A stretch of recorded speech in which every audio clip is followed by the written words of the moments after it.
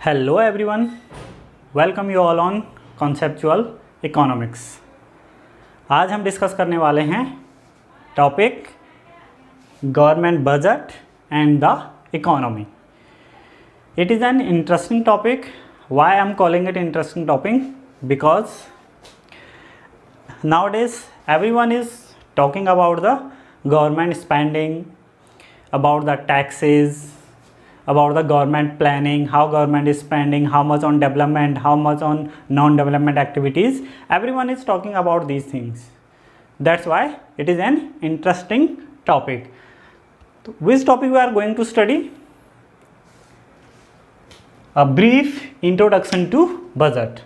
First हम discuss करेंगे about the budget. Budget है क्या, कहाँ से स्टार्ट हुआ, ये टर्म जो है वो कैसे ड्राइव हुआ, about this. Next one will discuss about the objectives of the budget. Why government prepare budget, what are the requirements, what are the needs of the preparation of the budget. Next components of budget, revenue क्या है, capital क्या है, ये सारे हम discuss करने वाले हैं। And last budget deficit and their implications. Budget deficit general situation क्या होते हैं, कई बार जब गवर्नमेंट के एक्सपेंसेस ज़्यादा होती हैं, रिसिप्ट्स कम होती हैं, तो उसको हम कहते हैं डेफिसिट। तो ये सारे टॉपिक हम डिस्कस करने वाले हैं। तो जो फर्स्ट टू टॉपिक हैं, introduction to budget and objectives of budget, हम डिस्कस करेंगे फर्स्ट वीडियो में। एंड रिमेनिंग टू टॉपिक, क्योंकि सारे टॉपिक हम एक साथ स्टडी करेंगे तो वीडियो काफ़ी बड़ी हो जाएगी और कुछ टॉपिक हो सकता है मिस हो जाए। तो इसलिए हम क्या करेंगे, इसको हम फर्स्ट वीडियो में करेंगे, first to topic. And the second components of budget and budget deficit topic will discuss in the second video. तो शुरू करते हैं introduction to budget. Introduction to budget.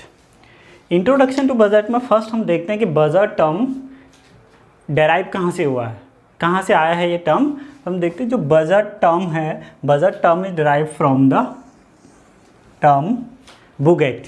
Actually bougette है क्या, bougette is a French word. Bougette क्या है, bougette एक French word है। The French word bougette is use for the leather bag.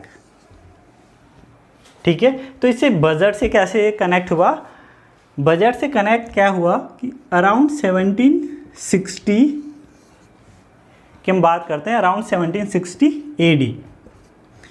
तो अराउंड 1760 जो ब्रिटेन का जो एक्सचेकर है, ब्रिटेन का एक्सचेकर जो गवर्नमेंट के फाइनेंस को मैनेज करता है, गवर्नमेंट के फाइनेंस को देखता है, तो वो क्या करता था कि जो गवर्नमेंट के फाइनेंसेस हैं, फाइनेंस के डॉक्यूमेंट हैं, उनको एक लेदर बैग में रख के हाउस ऑफ कॉमन्स, जो कि ब्रिटेन की जो पार्लियामेंट है, उसमें प्रेजेंट करने के लिए उसको लेके जाता था, किस में, लेदर बैग में। तो उस लेदर बैग के लिए क्या टर्म होता था यूज़, फ्रेंच में बुगेट। तो इसी बुगेट से कौन सा टर्म डिराइव हुआ, जो हमारा प्रेजेंट डे बजट है।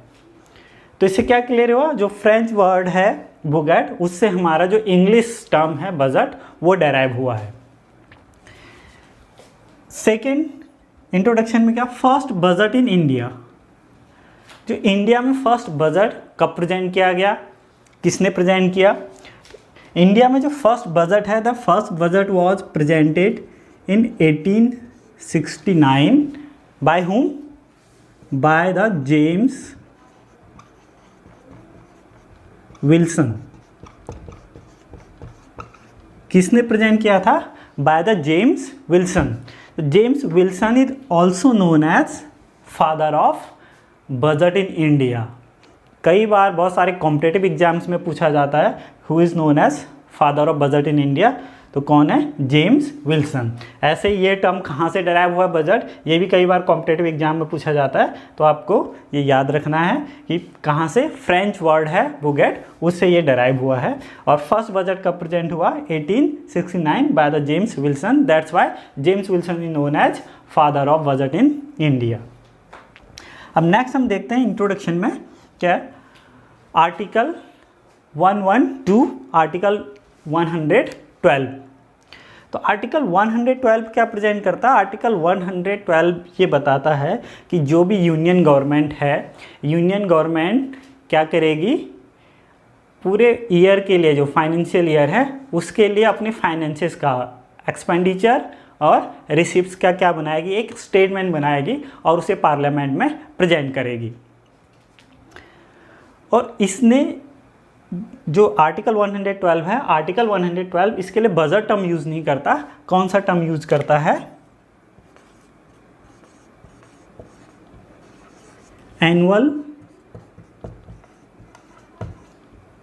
Annual financial statements. तो बजट टर्म वहां पे यूज नहीं होता। क्या यूज होता है? Annual financial statement. आपने कई बार न्यूज़ में देखा होगा एनुअल फाइनेंशियल स्टेटमेंट ही आता है, कई बार कई सारे वेबसाइट में भी मेंशन रहता है। तो आर्टिकल 112 हमारे बजट को क्या नेम देता है? Annual financial statement. Annual financial statement है क्या? ये किस तरीके से गवर्नमेंट बजट को डिफाइन करता है? तो इसकी एक डेफिनेशन है, इसके आर्टिकल 112 एक डेफिनेशन देता है गवर्नमेंट बजट की, या हम कहें एनुअल फाइनेंशियल स्टेटमेंट की। क्या डेफिनेशन है? Definition is that it is a statement of government estimated receipts and estimated expenditure for a financial year. Clear है? क्या है definition? A statement of governments estimated receipts and estimated expenditure for a financial year. Financial year आप सबको पता है, financial year generally हमारे यहाँ पर कब से शुरू होता है? फ्रॉम द 1 अप्रैल, और एंड कब होता है? On 31 March. तो financial year is from the 1 April to 31 March. तो इसमें क्या इंपॉर्टेंट टर्म है? एस्टिमेटेड। दोनों जो रिसिप्ट्स है, रिसिप्ट्स और जो एक्सपेंडिचर है, दोनों क्या हैं? एस्टिमेटेड है। मीन्स नेक्स्ट ईयर में गवर्नमेंट किस तरीके से रेवेन्यू को रिसीव करेगी, चाहे वो रेवेन्यू है या कैपिटल रिसिप्ट्स है, मीन्स उसकी रिसिप्ट्स कैसे रहेंगी और एक्सपेंडिचर क्या रहेंगे, ये गवर्नमेंट प्रिपेयर करती है और उसको पार्लियामेंट में प्रेजेंट करती है। ये हो गया आर्टिकल 112। ऐसे स्टेट गवर्नमेंट्स के लिए भी ये मैंडेटरी है कि वो अपनी फाइनेंसेस का एक स्टेटमेंट प्रिपेयर करें और जो स्टेट लेजिस्लेटिव असेंबली है उसमें प्रेजेंट करें। उससे रिलेटेड जो आर्टिकल है that article is 201। It is for the state government. और जो 112 है, 112 है, वो किससे रिलेटेड है? That is related to union government. Now objectives of the budget. Objectives अगर आप देखेंगे, ऑब्जेक्टिव्स में different country have their different objectives of preparing budget. अगर आप डेवलप कंट्रीज जो डीसीज हैं, डेवलप कंट्रीज को देखेंगे, उनके डिफरेंट ऑब्जेक्टिव्स हैं। जो एलडीसीज हैं, जो लीस्ट डेवलप कंट्रीज हैं, उनके डिफरेंट ऑब्जेक्टिव बजट प्रिपेयर करने के। जो डेमोक्रेटिक गवर्नमेंट है, they are having different objectives to prepare budget. तो हम यहाँ पे जो भी टर्म जनरली यूज़ करेंगे, वो टर्म किसके कंटेक्स्ट में यूज़ करेंगे? In the context of India. हम अपनी कंट्री के कंटेक्स्ट में यूज़ करेंगे कि किस तरीके से गवर्नमेंट जो बजट बनाती है वो कौन सी बातों को ध्यान में रख के बनाती है। What are the things which government see while preparing budget. The first one is redistribution of income and wealth. Income and wealth का जो डिस्ट्रीब्यूशन है सोसाइटी में, जनरली जो डेवलपिंग कंट्रीज़ हैं या जो एलडीसीज हैं, जो लीस्ट डेवलप कंट्रीज़ हैं, उनमें क्या है, जो इनकम डिस्ट्रीब्यूशन है, that income distribution is uneven और अनइक्वल। तो इस जो इनइक्वालिटी है सोसाइटी में इनकम डिस्ट्रीब्यूशन में, उस इनइक्वालिटी को रिड्यूस करने का मेन ऑब्जेक्टिव होता है गवर्नमेंट बजट का। Government want to reduce that inequality by using its budgetary instrument. तो बजटरी इंस्ट्रूमेंट है क्या? दीज बजटरी इंस्ट्रूमेंट, फर्स्ट आता है टैक्सेस। टैक्सेस गवर्नमेंट क्या करती है?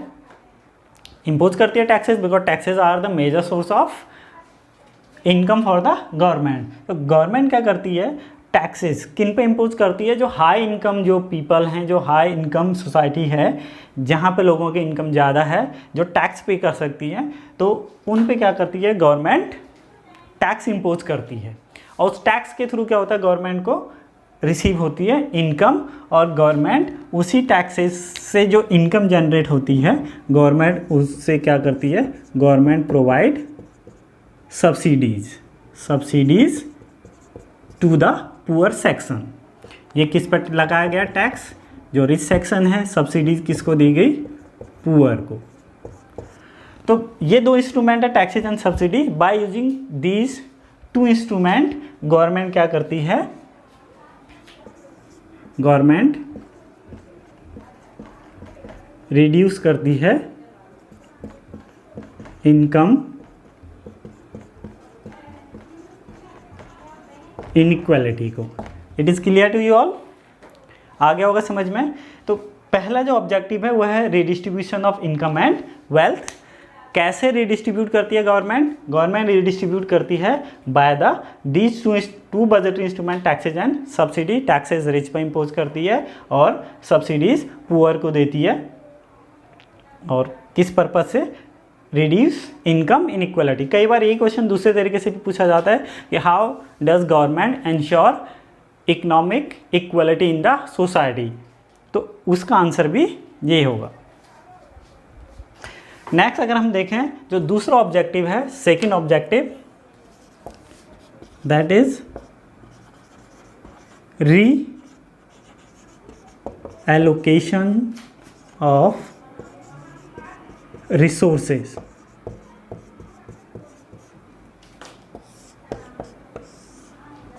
क्या है, reallocation of resources. Generally resources use क्यों होते हैं, resources are used for production.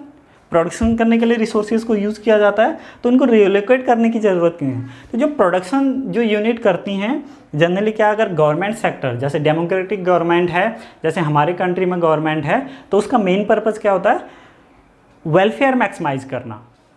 क्या करती है गवर्नमेंट, अपने बजट को यूज़ करती है लोगों के वेलफेयर के लिए। और अगर हम प्राइवेट यूनिट को देखें, जो प्राइवेट सेक्टर है, प्राइवेट सेक्टर का मेन मोटिव क्या होता है, private sector want to maximize their profit. तो प्राइवेट सेक्टर प्रॉफिट को मैक्सिमाइज करने की कोशिश करता है। तो रिसोर्सेज अगर सारे के सारे प्राइवेट सेक्टर के पास चले जाएं तो क्या होगा, तो जो सोसाइटी का जो पुअर सेक्शन है, जिनके पास परचेजिंग पावर कम है, जिनकी इनकम कम है, जो कम खरीद सकते हैं, उन सेक्टर का, उन लोगों का क्या होगा, वेलफेयर नहीं हो पाएगा। तो गवर्नमेंट क्या करेगी, गवर्नमेंट रीएलोकेट करती है रिसोर्सेज को, रीडिस्ट्रीब्यूट करती है रिसोर्सेज को, कि इनके बीच में जो प्राइवेट सेक्टर है और गवर्नमेंट सेक्टर है। तो private sector profit motive, government sector welfare motive. तो गवर्नमेंट अपने बजट को यूज़ करके, बजटरी इंस्ट्रूमेंट को यूज़ करके, जो दोनों सेक्टर हैं प्राइवेट और गवर्नमेंट, उनमें एस्टैब्लिश करती है balance. Now third objective of the government budget, which one is this, economic stability. Economic stability generally क्या होती है, गवर्नमेंट पूरे इकोनॉमी को जब मैनेज करती है तो इकोनॉमी में जो स्टेबिलिटी मेंटेन करनी है वो किसका फंक्शन है, गवर्नमेंट का फंक्शन है। अगर आपने मनी एंड बैंकिंग वाला वीडियो देखा है तो वहाँ पे एक रोल किसको दिया गया है, रिजर्व बैंक ऑफ इंडिया को, मॉनेटरी पॉलिसी के थ्रू वो इकोनॉमिक स्टेबिलिटी को मेंटेन करता है। सेकेंड वन किसके पास है, किसको रोल प्ले करना है इकोनॉमिक स्टेबिलिटी को मेंटेन करने में, आरबीआई के साथ गवर्नमेंट को। अभी रिसेंट में आपने देखा होगा कोविड-19 से रिलेटेड जो भी इनस्टेबिलिटी क्रिएट हुए हैं इकोनॉमी में, उसको भी मेंटेन करने के लिए गवर्नमेंट क्या लेके आई है, एक इकोनॉमिक पैकेज लेके आई है। तो गवर्नमेंट क्या करती है, इकोनॉमिक स्टेबिलिटी को मेंटेन करती है। तो इकोनॉमिक इनस्टेबिलिटी जनरेट कैसे होती है, जैसे आपने देखा होगा ड्यू टू द कोविड-19 पैंडेमिक, इसके थ्रू हो सकती है, या फिर जो साइक्लिकल फ्लक्चुएशंस हैं। साइक्लिकल फ्लक्चुएशंस क्या हैं, इकोनॉमी में डिफरेंट तरीके से साइक्लिकल फ्लक्चुएशन क्रिएट हो सकते हैं। कैसे क्रिएट हो सकते हैं, अगर आप देखेंगे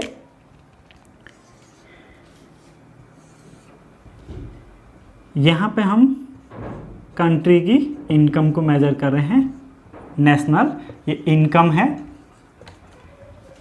और नेशनल इनकम का जो ग्रोथ है, ग्रोथ का आइडियल पाथ ये है कि अगर इकोनॉमी ग्रो कर रही है तो इकोनॉमी को इस तरीके से ग्रो करना चाहिए, ये आइडियल पाथ है, ठीक है। लेकिन जनरली क्या होता है, जब इकोनॉमी ग्रो करती है तो डिफरेंट फेजेज इसमें आते हैं इस तरीके से। अब देखेंगे इसमें जो इनकम है वो कैसे ग्रो हो रही है। यहाँ पे आप देखेंगे, सॉरी हम यहाँ पे मेज़र करेंगे जीडीपी को या नेशनल इनकम को। तो यहाँ पे देखो क्या है, मैक्सिमम है, यहाँ पे मिनिमम है और यहाँ पे फॉल हो रही है, यहाँ पे राइज हो रही है। तो ये फ्लक्चुएशंस हैं। तो गवर्नमेंट का काम होता है इन्हीं फ्लक्चुएशंस से इकोनॉमी को बचाना। ये फ्लक्चुएशंस क्या हैं, देखो जब प्रोडक्शन अपने टॉप लेवल पर पहुंच जाता है, जब प्रोडक्शन क्या होता है हाईएस्ट इन द इकोनॉमी, तो इसको कहा जाता है boom period. This is called boom period. तो जब बूम पीरियड में क्या होता है, कुछ प्रोडक्शन हमारा अनसोल्ड रहता है, तो नेक्स्ट टाइम प्रोड्यूसर क्या प्लान करते हैं, लेसर आउटपुट। तो अगली बार प्रोडक्शन कम होने लगता है, इनकम कम जनरेट होती है, कम इन्वेस्टमेंट होता है। तो ये साइकिल क्या होती है, यहाँ से हम नीचे आना शुरू हो जाते हैं। तो जब प्रोडक्शन कम होना शुरू हो जाता है तो इसको कहा जाता है रिसेशन। मंदी आपने सुना होगा, तो ये वही मंदी है जबकि प्रोडक्शन क्या होता है लगातार कम होते जाता है। तो जब प्रोडक्शन लगातार कम होते जाता है तो वो क्या होता है, एक लोवेस्ट लेवल पर पहुंच जाता है, उसको कहा जाता है इकोनॉमी में, उसके लिए टर्म यूज किया जाता है डिप्रेशन।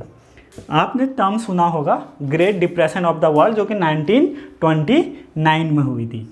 तो जब प्रोडक्शन लोवेस्ट लेवल पर पहुंच जाता है तो इसको कहा जाता है डिप्रेशन। तो जब लोवेस्ट लेवल पर पहुंचेगा तो गवर्नमेंट क्या लेगी, कुछ इनिशिएटिव्स लेगी।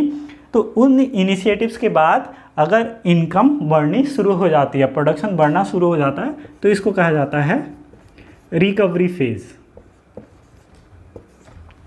तो यहाँ से जीडीपी बढ़ना शुरू हो जाता है और ये साइकिल जो है इकोनॉमी में चलते रहती है। तो these phases of economic cycle are not good for any economy. किसी भी इकोनॉमी के लिए साइक्लिकल जो फेजेस हैं ये सही नहीं है उसकी ग्रोथ के लिए। तो गवर्नमेंट क्या करती है, इकोनॉमिक स्टेबिलिटी को मेंटेन करने की कोशिश करती है थ्रू इस इंस्ट्रूमेंट। इंस्ट्रूमेंट क्या है, स्पेंडिंग जो उसके एक्सपेंडिचर हैं, और रिसिप्ट्स। रिसिप्ट्स में आप देखेंगे डेप्ट है, नॉन डेप्ट है, कई सारे तरीके के रिसिप्ट्स आएंगे जब हम कंपोनेंट्स पढ़ेंगे। तो गवर्नमेंट स्टेबिलिटी मेंटेन करती है इन्हीं दो को यूज़ करके, अपने एक्सपेंडिचर को यूज़ करके और अपने रिसिप्ट्स को यूज़ करके, किसके लिए, स्टेबिलिटी को मेंटेन करने के लिए। फोर्थ अगर हम देखें, फोर्थ ऑब्जेक्टिव है ग्रोथ या इकोनॉमिक ग्रोथ, इसको कहेंगे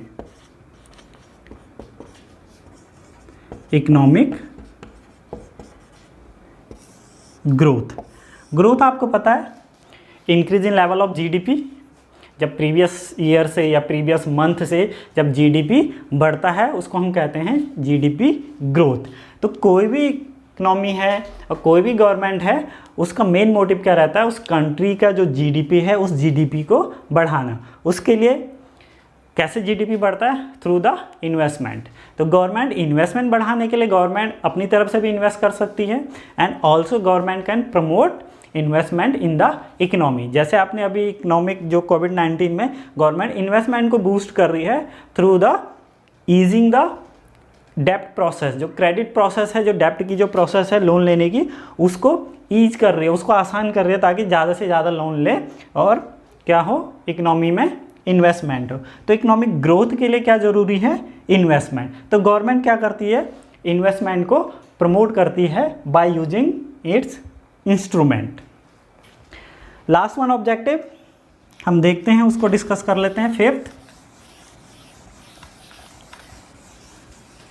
fifth objective, there are various government companies also. कौन कौन सी गवर्नमेंट कंपनीज होती हैं, आपने सुना होगा BSNL है, MTNL है, ONGC, NTPC, BHEL, कई सारे गवर्नमेंट कंपनीज हैं। तो इनके लिए गवर्नमेंट क्या करती है,